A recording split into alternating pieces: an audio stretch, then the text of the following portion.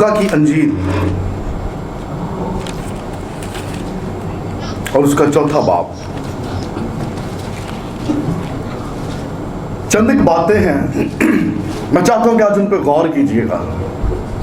हमने कई दफा ये बातें पढ़ी हैं, हमने कई दफा इन नुक्तों को अपने सामने रखा है। लफ्जों पे गौर कीजिए। बल्कि मैं अक्सर कहता हूं कि अगर आपने किसी वाक्य को समझना है, एक दफा अपने तखय्युल में अपने आप को उस जगह पे ले जाइए। खुद उस जगह पे आप मौजूद होकर अपनी आंख से मुशाहिदा करने की कोशिश कीजिए। देखिए कि अगर मैं वहां पे मौजूद होता और सब कुछ मेरे सामने होता तो मुझे ये नज़ारा, मुझे ये मंजर देखने में कैसा लगता। लूका की अंजील उसका चौथा बाब 16वीं आयत से देखेंगे। और वो नासरत में आया जहां उसने परवरिश पाई और अपने दस्तूर के मुवाफिक सबत के दिन इबादत खाना में गया और पढ़ने को खड़ा हुआ। और यशायाह नबी की किताब उसको दी गई और किताब खोलकर उसने वो मुकाम निकाला जहां ये लिखा था, खुदावंद का रूह मुझ पर है, इसलिए कि उसने मुझे गरीबों को खुशखबरी देने के लिए मसा किया। उसने मुझे भेजा है कि कैदियों को रिहाई और अंधों को बिनाई पाने की खबर सुनाऊं, कुचले हुओं को आजाद करूं और खुदावंद के साले मकबूल की मुनादी करूं। फिर वो किताब बंद करके और खादम को वापस लेकर बैठ गया और जितने इबादत खाने में थे सबकी आंखें उस पर लगी थी। वो उनसे कहने लगा कि आज ये नुश्ता तुम्हारे सामने पूरा हुआ। और सब ने उस पर गवाही दी और उन पुरफजल बातों पर जो उसके मुंह से निकलती थी ताज्जुब करके कहने लगे, क्या ये यूसुफ का बेटा नहीं? खुदा उनके पाक कलाम के बड़े सुने और समझे जाने पर उसकी खास बरकत हो। आमीन। आइए कुछ पल के लिए अपने सरों को झुकाएं, अपनी आंखों को बंद करें। ओ हालेलुया जीसस।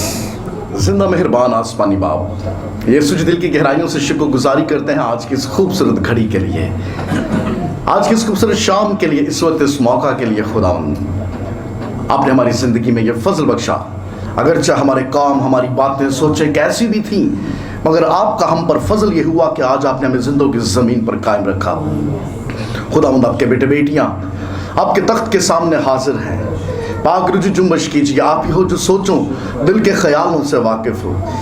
अपने बच्चों से हम कलाम होइए और अपने कलाम की कुदरत के वसीला से आज जंजीरों और बेड़ियों को तोड़ डालिए, छूइए, ब्लेस कीजिए, बड़ी बरकत दीजिए यीशु के नाम में, आमीन।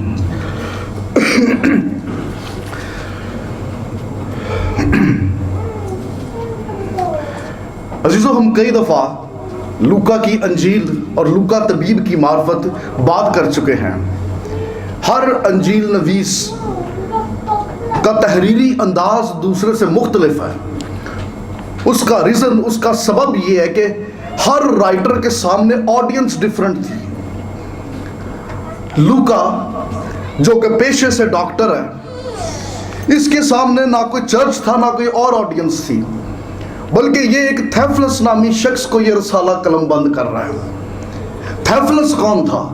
लूका ने इस शख्स के नाम 2 रसाले तहरीर किए, एक लूका की अंजील और दूसरी अमाल की किताब।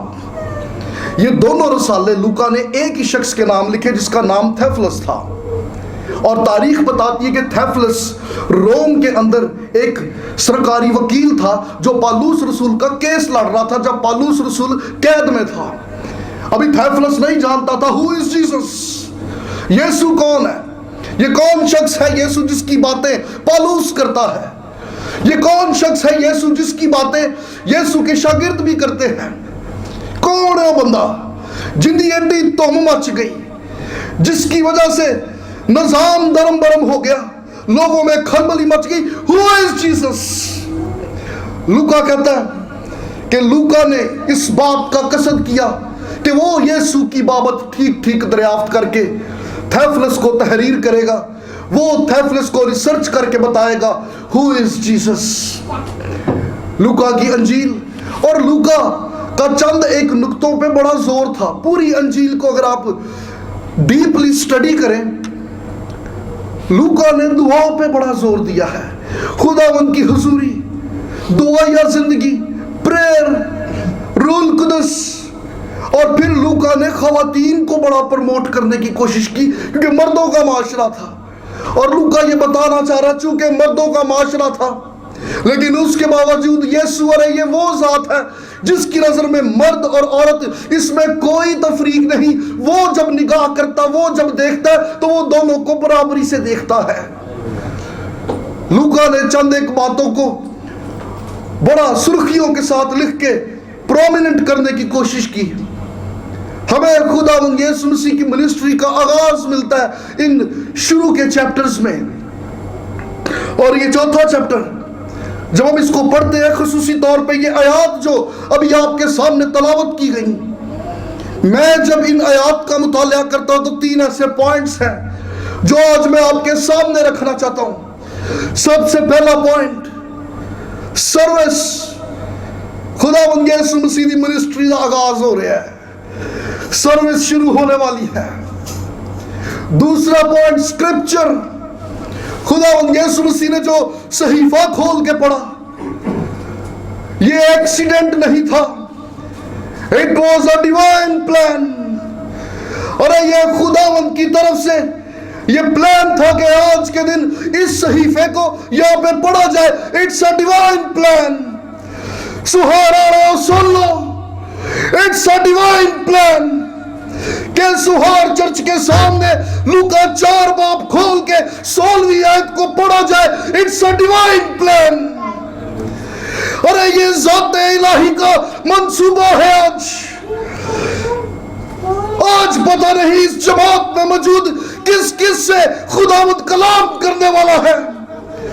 मैं कोई बातें कागज की पर्चियों पे लिख के नहीं लाया। अरे ये तो वो बातें हैं जो आज मैं आपसे शेयर करने वाला हूं। It's a divine plan. यशायाह नबी का सहीफा खोल के पढ़ दिया गया, दैट इज द स्क्रिप्चर। तीसरा पॉइंट, सेवियर, निजात देने वाला। तवज्जो से सुनिएगा, अगर हाथों में बाइबल है तो आयात को बार बार पढ़िएगा, गौर कीजिएगा। मैं चंद एक नुक्तों की तरफ बारीकी से आपकी तवज्जो दिलाना चाहता हूं। सबसे पहला पॉइंट, सर्विस। खुदावंद यीशु मसीह की मिनिस्ट्री का आगाज। आप इन सारी बातों और इन बातों के सीक्वेंस को अपने सामने रखिए। वेखो लूका सानू की दसना चाहता है। लूका ने जिस तरह से इन बातों को सोनू तहरीर किया, लूका तबीब हमारी तवज्जो किस तरफ दिलवाना चाहता है। लूका ये बताना चाहता है यीशु की मिनिस्ट्री के लिए सबसे इंपॉर्टेंट चीज अनॉइंटिंग, मसा।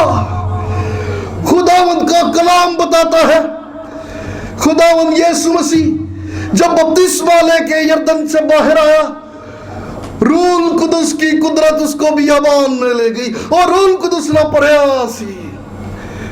अब इसी चैप्टर को और पीछे से पढ़िए।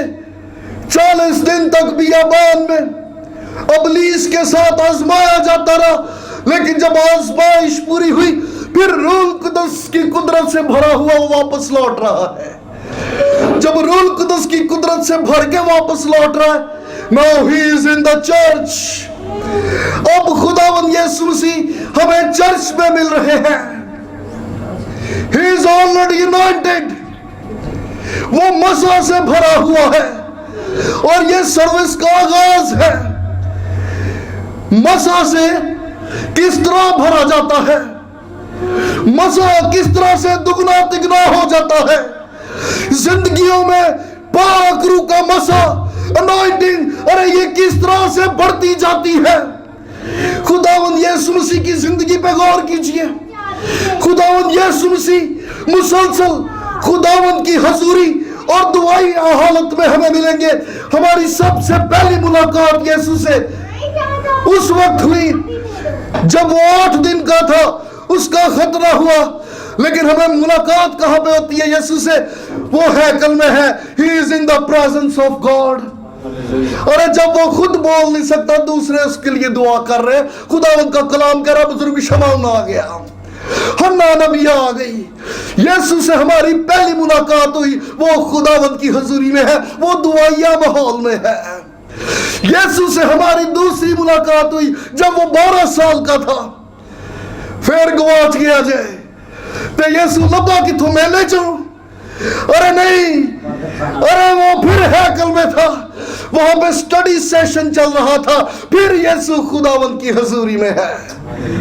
साडी तीसरी मुलाकात यीशु दे नाल हुई दरिया यरदन पे, खुदावंद का कलाम कहता है, अरे वो बपतिस्मा लेके बाहर आया, वो दुआ कर रहा है, फिर खुदावंद की हजूरी में जब जब यीशु से मुलाकात हो रही है, वो खुदावंद की हजूरी में दुआया माहौल और दुआया हालत में नजर आ रहा है। हालेलुया। और जिंदगी च अनॉइंटिंग चाहिए दीजे ते देगा नहीं चाहिए दिया चर्च विच, नो बयानी, नो मोटे मोटे हदिये। अरे अगर तुझे अपनी जिंदगी में, अगर तुझे अपने कारोबार पे, अगर तुझे अपने फाइनेंस पे, अगर तुझे अपने घराने पे, अगर तुझे अपने रुपए पैसे पे अनॉइंटिंग चाहिए, मसा चाहिए, दुआ में झुक जाइए। दुआया हालत में जो लोग वक्त गुजारते हैं, अरे वो जो खुदावंद की हजूरी में वक्त गुजारते हैं, उनकी जिंदगी, उनके रुपए पैसे, उनके फाइनेंस, उनके कारोबार पे खुदावंद का मसा पड़ता जाता है। हालेलुया। कईयां लोग तो फैमिली में बहुत हदिया लाऊंगा मेरा काम बढ़ेगा, यू आर रॉन्ग। मोटे हदिये देने से मसा नहीं बढ़ेगा, चर्च में बयानियां देने से तेरा मसा नहीं पड़ेगा। अरे जिंदगी में मसा चाहिए, बाबरकत जिंदगी चाहिए, तो दुआ में वक्त गुजारना शुरू कीजिए, खुदावंद की हजूरी में वक्त गुजारना शुरू कीजिए, खुदावंद की अनॉइंटिंग, उसका मसा बढ़ना शुरू हो जाएगा। हालेलुया। दूसरी गल लिखा हुआ है, रूल कुदस से भरा हुआ बियाबान चिटोर गया। अगली गल लिखी है, फिर रूल कुदस से भरा हुआ चर्च आ गया। यीशु जिथे जान दे अनॉइंटिंग नाल नाल जान रही है। इसका मतलब लियाकत भाई, चर्च फेलोशिप सिर्फ अनॉइंटिंग रिसीव करने का नाम नहीं है। अरे चर्च आना, फेलोशिप में रहना, दैट इज गुड, ये अच्छा है, लेकिन जरूरी नहीं कि मसा चाहिए, अनॉइंटिंग चाहिए तो ही फेलोशिप में आना है। कभी अपनी अनॉइंटिंग साथ भी लेके आइए। चर्च को भी आपकी अनॉइंटिंग चाहिए, अरे फेलोशिप में भी आपकी ब्लेसिंग चाहिए, आपकी बरकत चाहिए। किन्ने ने जड़े जुमेरात दी रात दुआ च बह जाते ने, खुदावंद मैं कल चर्च जाना है, अरे तू मुझे मसा से भर दे। अरे कितने हैं ऐसे जो 6 बजे से पहले अपने रूम में घुटनों के बल होके जुमे की इबादत के लिए खुदावंद के हजूर गिरफ्तारी करते हो, खुदावंद का मसा मांगते हो। अरे चर्च में खुदावंद की हजूरी है, खुदावंद का तख्त है, लेकिन इस चर्च को आपकी अनॉइंटिंग भी चाहिए। अरे मसा में वक्त गुजारिए और उस मसा को साथ लेके आइए, खुदावंद आपको इस्तेमाल करना चाहता है। हालेलुया। यीशु अपनी अनॉइंटिंग गिरजे च लेके आंदे है। He was already anointed। अरे दुआ में वक्त गुजारिए, बाकरू का मसा लीजिए, मसा से भर के इस चर्च की दहलीज में कदम रखिए, माहौल बदल जाएगा, हालात बदल जाएगा। कोयर के सिर पे बैठे रहे जाए, कोयर गीत गावेगी तो तख्त लगना है, और मरे तू गीत गाएंगे तो तख्त लगना है। अरे आपका मसा, आपकी अनॉइंटिंग, आपकी बरकत, चर्च नीड्स यू। कितने हैं जो दुआ में वक्त गुजारते हैं कि जुम्मे को इबादत है, खुदावंद मुझे मसा से भर दे, अरे मैं तेरे घर में, तेरे लोगों में इस्तेमाल होना चाहता हूं, यूज मी। ते किन्ने ने जड़े सिर्फ जुम्मे नु सोच के अंदर जावांगे दुआ करवांगे, कभी आके कर भी दुआ, अरे कभी दूसरों के लिए भी हाथ बढ़ाइए कि दूजे वाली बंद रही हो हाथ बढ़ावे, या सर दुआ करे, एल्बर्ट दुआ करे, सोनू दुआ करे, भाई साहब दुआ करन, तू क्यों नहीं दुआ करता? अपनी नॉइंटिंग, अपना मसा लेके आइए। अरे चर्च को आपकी नॉइंटिंग चाहिए, चर्च को आपका मसा चाहिए। पहली बात, सर्विस के लिए मसा चाहिए। Church needs your anointing. मसा के बगैर कोई सर्विस नहीं, मसा के बगैर कोई खिदमत नहीं। जितना मर्जी पची जाओ, खलियां पुआ के बैठो, खुदावंद की खिदमत के लिए यू नीड अनॉइंटिंग। मसा चाहिए, पाक रूह की जुम्बश चाहिए। हालेलुया। चर्च आपको मसा से भरता है, यस दैट इज ट्रू, लेकिन चर्च को आपकी अनॉइंटिंग भी चाहिए। अगली जुमेरात अपने अपने रूम च टाइम स्पेंड करना और मसा साथ लेके आना। इथे थरथली चाहिए, पता लगे चर्च है, पता लगे खुदावंद के लोग हैं। अरे ये जिस्मानी जोर नहीं है, पता लगे एक अनदेखी कुव्वत काम कर रही है, बुनियादें थिड़क रही है, दीवारें हिल रही है, होड़ गिरे। अरे खुदावंद के लोग हमदो सताइश में मशगूल हैं। हालेलुया। और ये खुदावंद के लिए जोरदार तालियां। Hallelujah, hallelujah. Church need anointing, मसा चाहिए। We need your blessing. खुदावंद ने आपको ब्लेस किया है, शेयर योर ब्लेसिंग। खुदावंद जब ब्लेस करता है, ये ब्लेसिंग आपकी अपनी जात के लिए नहीं, ये अनॉइंटिंग आपकी अपनी जात के लिए नहीं। खुदावंद इसलिए देता है ताकि आप दो। ये वो बरकत है जो बांटने से बढ़ती है, मुकदी नहीं। ये वो दौलत है जिसका अंत कोई नहीं, ये और बढ़ती जाती है। हालेलुया। पहली गल सर्विस, जाग रहे हैं सारे। दूसरी बात स्क्रिप्चर। गौर कीजिए इन आयात पे लिखा हुआ है खुदावंद का रूह मुझ पर है, और यहां पर लिखा हुआ है यहूदी अपने दस्तूर के मुताबिक यीशु गिरजे चला गया। मतलब वो यहां पे चर्च जाता था। जिस दिन टाइम होया, यीशु टाइम नाल गिरजे पहुंच गया।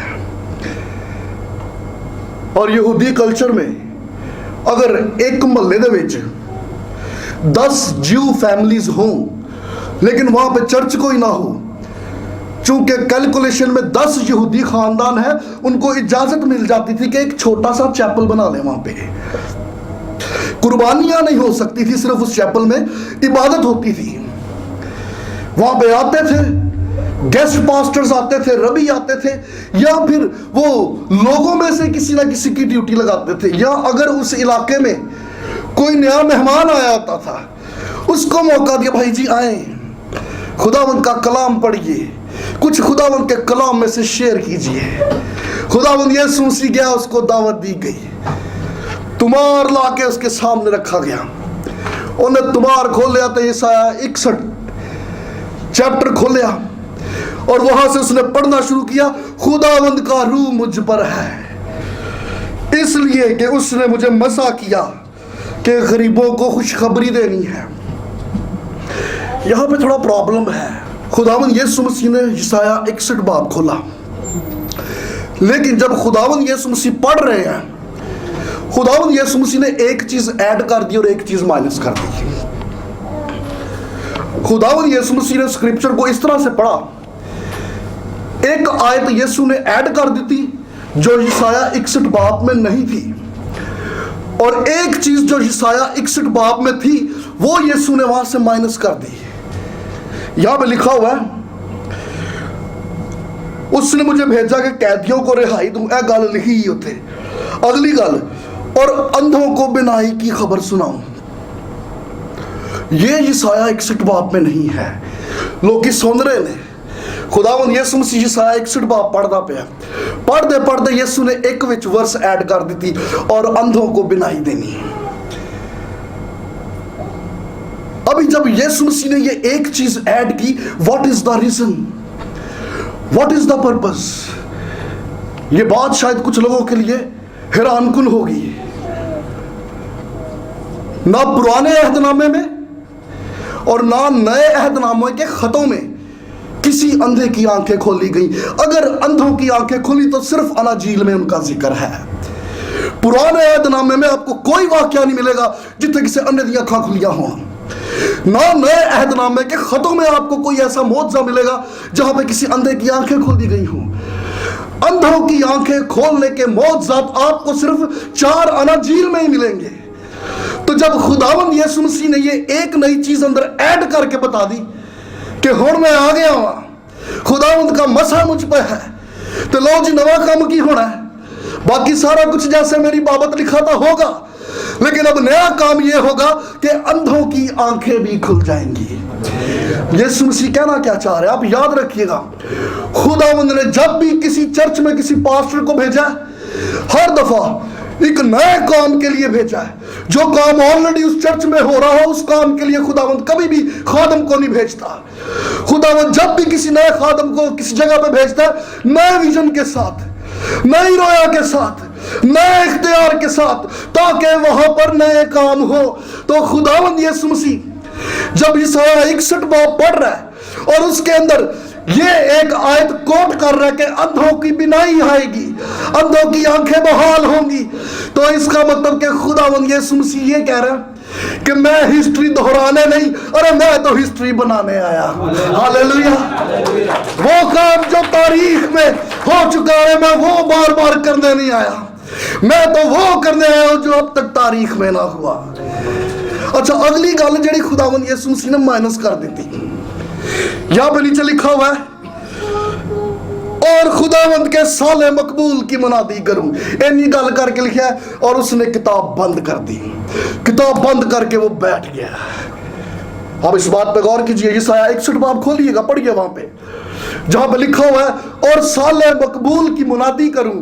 नाल ये अगली गल लिखी है, और खुदावंद के रोजे इंतकाम का इश्तिहार दूं। यीशु मसीह ने रोजे इंतकाम के इश्तिहार वाली आयत माइनस कर दी और यहां पे लिखा हुआ खुदावंद के साले मकबूल का इश्तिहार दूं। यहूदियों के नजदीक साले मकबूल कौन सा साल है? Jubilee year. खुदावंद ने अपने लोगों को यह कहा हुआ था, 6 साल तक तुमने अपनी जमीन पे हल चलाने हैं, लेकिन 7वां साल तुम्हारी जमीन पे कोई हल ना चले, क्योंकि वो साल तुम्हारी जमीन का सबत होगा। इस तरह से 7 सबत के साल गिनते जाना, और जब 49 सबत हो जाए तो उससे अगला यानी कि जो 50वां साल का सबत हो, वो तुम्हारे लिए योम जुबली होगा। योम जुबली के रोज होता क्या था? मखलसी, रिहाई, नजात, आजादी, बहाली, मतलब सीधा सीधा फसल। और अगर किसी की जमीन गिरवी है छोड़ दी जाए, अगर किसी ने गुलाम रखे हैं आजाद कर दिए जाए, अगर किसी के ऊपर कर्जा है बहाल कर दिया जाए, क्योंकि ये साले मकबूल खुदावंद का साल है और ये खुदावंद का फजल है। अब जब यीशु यहाँ पे पढ़ रहा है, मैं इसलिए आया कि खुदावंद के साले मकबूल का इश्तिहार दूं, तो खुदावंद यीशु मसीह कह रहा है मेरे आने का मतलब ये कि लो अब तुम पे खुदावंद का फजल हुआ, अब जाने बहाल होंगी, आजाद होंगी, और वो जो बोझ के नीचे थे अरे वो हल्के हो जाएंगे। हालेलुया। लेकिन सोहेल भाई हैरत वाली गल है, वे यीशु ने फिर अगली आयत माइनस क्यों की थी? खुदावंद के रोजे इंतकाम का इश्तिहार दूं। खुदावंद यीशु मसीह ने ये आयत नहीं पढ़ी, लिखा हुआ है साले मकबूल का जिक्र करके उसने किताब बंद कर दी। किताब बंद करके वो बैठ गया, क्योंकि अभी वो फजल की मुनादी करने के लिए आया था। रोजे इंतकाम का अभी वक्त नहीं आया, और जब वो फजल की गवाही देने आया है तो उसने सिर्फ फजल की बात की और खुदा के बर्रे ने किताब को बंद कर दिया। हाँ, जब रोजे इंतकाम का वक्त आने वाला है। खोलो मुकाशफा की किताब, 5वां बाब, लिखा हुआ है और खुदा के बर्रे को किताब दी गई, और जब उसने किताब खोली तो 4 जानदारों और 24 बुजुर्गों ने उसे गिर कर सिजदा किया, क्योंकि खुदावंद के रोजे इंतकाम का वक्त आ पहुंचा है। हालेलुया। एक खुदा दे बर्रे में किताब बंद कर दी थी, क्योंकि अभी रोजे इंतकाम के इश्तिहार देने का वक्त नहीं। आगे जब रोजे इंतकाम के इश्तिहार देने का वक्त है, फिर यही खुदा का बर्रा किताब खोल भी रहा है, मोहरे तोड़ भी रहा है, क्योंकि अब खुदावंद के फिर से लौट के आने का वक्त आ पहुंचा। आइए खुदावंद के लिए जोरदार तालियां। Hallelujah, hallelujah, hallelujah. पहली बात सर्विस, दूसरी बात स्क्रिप्चर, और तीसरी और आखिरी बात सेवियर। खुदावंद यीशु मसीह का दावा है, उसने मुझे मसा किया, और मसा करने के लिए पीछे एक मिशन है, काम है खास। यहां पे देखिए क्या लिखा है।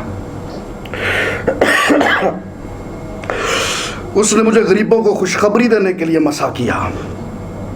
उसने मुझे भेजा है कि कैदियों को रिहाई और अंधों को बनाई पाने की खबर सुनाऊं। This is the mission. ये यीशु का मिशन है।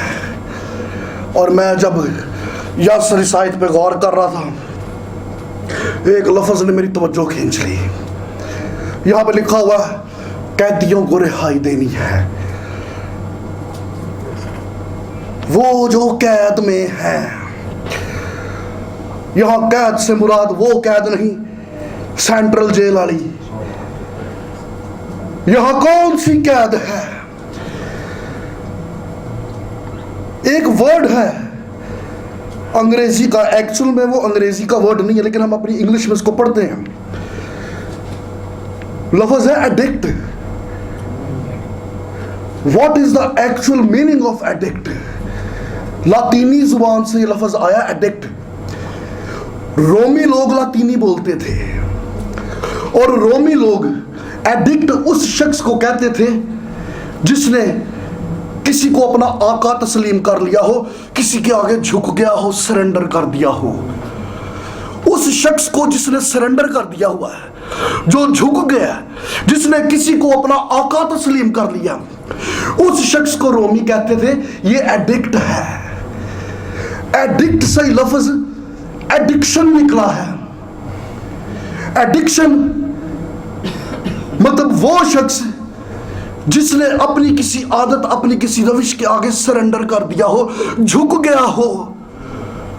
एडिक्ट गुलाम को कहते हैं। हर वो शख्स जो कहीं ना कहीं किसी ना किसी एडिक्शन में है, वो गुलाम है। अपनी आदत का गुलाम, अपनी रविशों का गुलाम, अपनी सोबतों का गुलाम।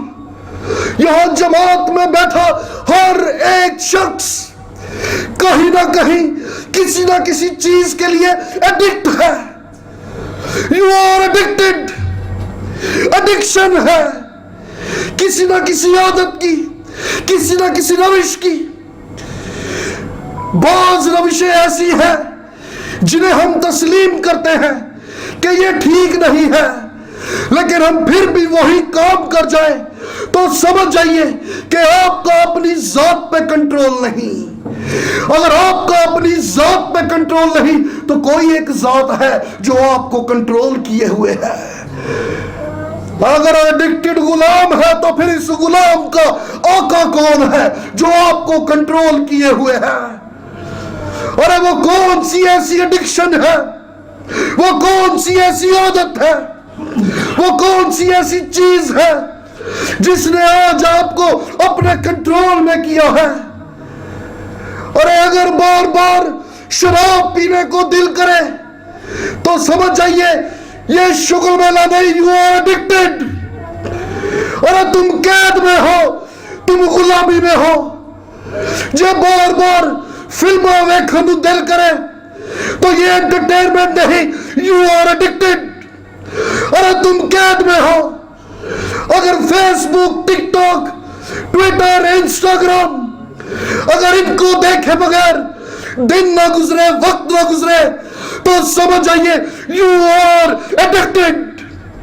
अरे तुम कैद में हो, कोई है जो तुम्हें कंट्रोल किए हुए है। गुलाम का अपने ऊपर बस नहीं चलता। हर वो चीज जो बार बार जिस्म में तलब को पैदा करे, वो आपकी एडिक्शन है। समझ जाइए कि आप कहीं ना कहीं किसी चीज के गुलाम हो। सुबह उठते ही अगर हाथों में कलाम मुकद्दस की बजाय आपका मोबाइल फोन है, यू आर एडिक्टेड। अरे तुम एडिक्टेड हो, तुम कैद में हो। कई सवाल करो यासर, वो बाइबल का रेफरेंस मंगना शुरू हो जाते हैं। ये बहुत प्रॉब्लम पता कि होता जे जेड़े सिगटा बहुत पींदे ने। दिस इज एडिक्शन, तंबाकू नोशी। अरे ये एडिक्शन है। लोग पूछते हैं पादरी साहब, बाइबल च तंबाकू का जिक्र नहीं, सानू कट के विखाओ। Where it is written? Where is tobacco? अरे कहां है तंबाकू नोशी का जिक्र? बाइबल में तंबाकू नोशी का जिक्र क्यों नहीं, एक गल मैं बात च करांगा। लेकिन एक बात याद रखिए, ऐसा शख्स जो ऐसा सवाल करे, मैं हैरान हूं ना यासर, वही तू शुरू बाइबल का रेफरेंस लैके कीती सी, हुण छड्डन लगे तेनू बाइबल का रेफरेंस चाहिए। शुरू तू अपनी मर्जी ना की, अब छोड़ने के लिए you need reference, you need biblical support. ऐसा शख्स जब ऐसा सवाल करे कि बाइबल में तो ऐसा लिखा नहीं, वो अनजाने में दो बड़ी गलतियां कर जाता है। सबसे पहली बड़ी गलती, ऐसा शख्स जब ये दावे से कहता है कि बाइबल में तो लिखा नहीं, वो इनडायरेक्टली ये कह रहा होता है आई एम नॉट गिल्टी, मैं जो कर रहा हूं वो गलत नहीं है, अगर गलत है तो प्रूफ इट। दूसरी बड़ी गलती, जब वो ये कहता है कि बाइबल में इसका जिक्र नहीं, वो इनडायरेक्टली ये कह रहा है कि this is the imperfect word of God, ये कलाम कामिल नहीं है। अरे ये कलाम जो इंसान के हर मामले में बात करता, तंबाकू नोशी पे बात करने से कासर ठहरा, this is not the perfect word of God. वो जानता ही नहीं कि वो अनजाने में ज़ाते कामिल के कलाम को कलाम नाक़िस किया गया। ही डोंट नो। अरे वो जानता ही नहीं, इसने अनजाने में खुदा उनके कलाम पे एलिगेशन कर दिया, खुदा उनके कलाम पर उसने उंगली उठा दी। ते बाइबल च तंबाकू दा जिक्र कोई नहीं, आहो नहीं है, बट वो क्यों नहीं है? ये बूटी खुदा यीशु मसीह की पैदाइश से भी पहले थी। अफ्रीका में, साउथ अमेरिका में इसकी बड़ी फसल थी, लेकिन एक्सपोर्ट नहीं था। खुदा यीशु मसीह के दौर में यूनानी रोमी लोग तंबाकू नोशी करते ही नहीं सन। बाइबल की वर्डिंग को अंडरस्टैंड करने की जरूरत है। हर वो चीज जो तेरे बदन को बर्बाद करे, खुदावंद उससे मना करता है। लेकिन समझ जाइए इस बात को, जब कोलंबस गया ना अमरीका, उदों उन्हें पता लगा रेड इंडियंस बांसां दे विच कोई बूटी भर के पींदे ने। उससे पहले दुनिया को नहीं था पता, एक्सपोर्ट नहीं था। कोलंबस लेके गया यूरोप ये बूटी, 16वीं सदी के बाद पूरी दुनिया में एक्सपोर्ट होना शुरू हो गया और सेल भाई आज ये मिलियन ट्रिलियंस का बिजनेस है। लेकिन इससे पहले याद रखिएगा, साउथ अमेरिका में बहुत सारे जजीरे हैं। उन्हीं जजीरों में से एक जजीरा जिसका नाम टबागो है, उस टबागो जजीरे के अंदर इस फसल की बहुतात है। यूरोप ਦੇ ਵਿੱਚ ਜਦੋਂ ਇਹ बूटी आई, पता ही नहीं सी ਇਹਦਾ ਨਾਂ ਕੀ है। उन्होंने कहा आई कितों है? टबाको। तो उन्होंने कहा यही इसका नाम है टबाको, क्योंकि वो टबाको से आ रही है। लेकिन उससे पहले इसका इस्तेमाल कैसे किया जाता था, तवज्जो से सुनिएगा। रेड इंडियंस लोग, उनका मानना यह था कि इस जहान में एक और जहान भी है, अनसीन वर्ल्ड, जो ज़ाहिरी आंख से नजर नहीं आता, और वो उन इवल स्पिरिट्स के साथ राब्ता बनाने की ताक में रहते थे। उनका यह मानना ठीक था कि इस जहान में एक और जहान है, अनसीन वर्ल्ड, क्योंकि बाइबल हमें बताती है कि इब्लीस के साथ एक बड़ी तादाद फरिश्तों की जमीन पर फेंक दी गई। They are the evil spirits. और वो रेड इंडियंस जब अपने मंदिरों के अंदर इस कोशिश में रहते कि तारीकी की इन कुव्वतों से राब्ता बहाल किस तरह से किया जाए, वो लोग अपने मंदिरों में ढोल पीटते थे, वो लोग अपने मंदिरों में आग जलाते थे, वो लोग अपने मंदिरों में अपनी जान को जख्मी करते थे, वो लोग अपने मंदिरों में पाइपों के अंदर इस बूटी को भर के फूंकते थे, और जब हवा में वो धुएं का फक्का मारते थे। ये एक तरह से तारीकी की इन कुव्वतों को ऑनर देने और वेलकम करने का अंदाज था। और याद रखिएगा, दौर बदल गया, लोग बदल गए, जमाना बदल गया, इतिहास बदल गया, लेकिन दुश्मन आज भी वही है। उस दुश्मन ने भी वक्त के साथ अपना अंदाज बदल लिया। आज कोई शख्स अपनी बैठक में अकेला बैठा हो या दोस्तों की महफिल में हो, कोई पार्टी हो, कोई फंक्शन हो या कोई महखाना हो, आज भी लोग इसी अंदाज से ऊंची आवाज में जब म्यूजिक बजाते हैं, जब उस ताल की धुन पे झूमते नाचते हैं, आज भी जब मैं के पैमाने हवा में उठाए जाते हैं, आज भी जब सिगरेट के कश खींच के हवा में उसके फक्के मारे जाते हैं, वो लोग जानते नहीं, अरे वो तो जाने अनजाने में तारीकी की काली कुव्वतों को ऑनर दे रहे और वेलकम कर रहे हैं। This is very dangerous. हर वो शख्स जो किसी ना किसी एडिक्शन का शिकार है, अरे ये एडिक्शन इब्लीस की तरफ से है। अगर एडिक्शन इतनी ही चाहिए तो उस एडिक्शन के तलबगार हो जाइए जिसका कलाम बताता है, तेरे मुंह से तंबाकू के फक्के, तंबाकू के धुएं ना निकले, अरे तेरे लबों से हमदो सताइश निकले जो खुदावंद के हुजूर में बखूर की मानद पहुंचती है और उसको दिल पसंद है। हालेलुया। तो वो जोड़ी के तो जोरदार हो जाओ, हालेलुया, हालेलुया, हालेलुया। लेकिन सवाल यह है, फिर इस एडिक्शन से छूटा कैसा जाए? कुछ लोग दावा करते हैं मैं जो चाहो छड़ दवा। झूठ, कोई नहीं जो छूटता।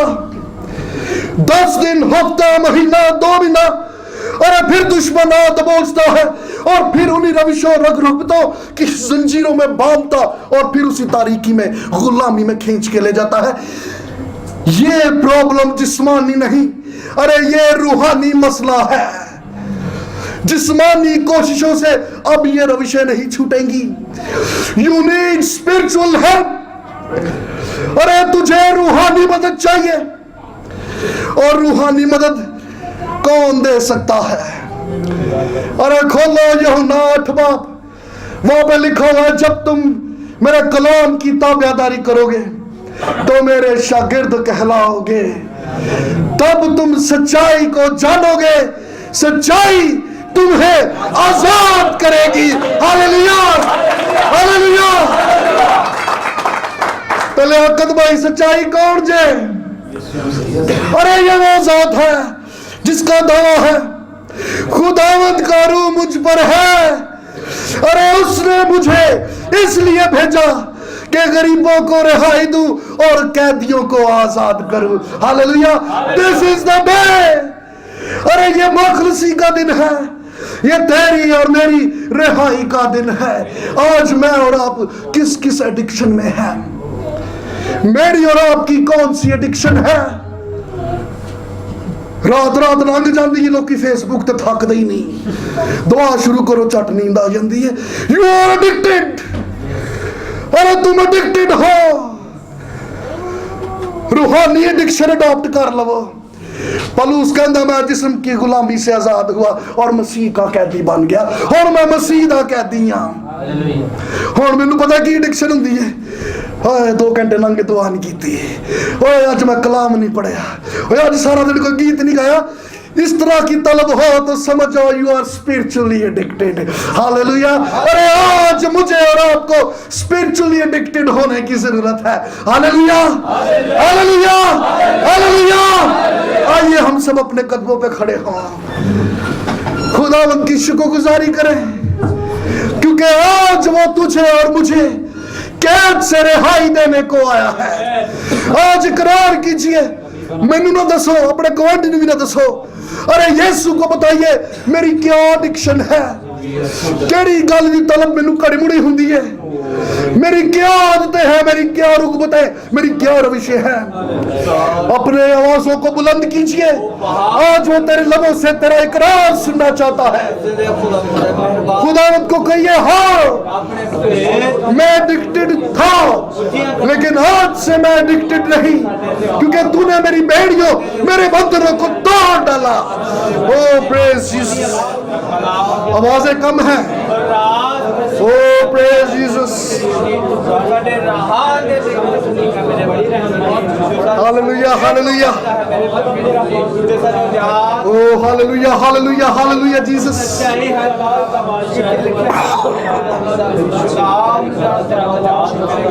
तेरा शुक्र करते हैं सब शक्तिमान oh Jesus, Jesus. Oh praise, praise, praise. Hallelujah. Oh glory to Jesus, glory to Lord. खुदावंद आपके लोग, आपकी चरागाह की भेड़ें आपके तख्त के सामने हाजिर हैं। हर एक बुरी रविश, बुरी रगबत, बुरी आदत, हर तरह की एडिक्शन मसीह यीशु के नाम से, यीशु के नाम से, यीशु के नाम से, यीशु के नाम से, यीशु के नाम से, यीशु के नाम से जाती रहे। आमीन, आमीन, आमीन। Hallelujah, hallelujah. कोई ये ना कहे कि फला बंदा स्मोकर है। अरे स्मोकर उसकी पहचान नहीं, उसकी आदत है। पहचान तो ये है, you are a son of God. कोई ये ना कहे कि फला बंदा शराबी है। अरे शराबी उसकी पहचान नहीं, उसकी आदत है। पहचान तो ये है, you are a son of God. तेरा फिदिया दिया गया है। अरे तुझे बेटे ने आजाद किया है। Hallelujah, hallelujah. आइए खुदा उनके लिए जोरदार तालियां बजाएं। Hallelujah, hallelujah, hallelujah.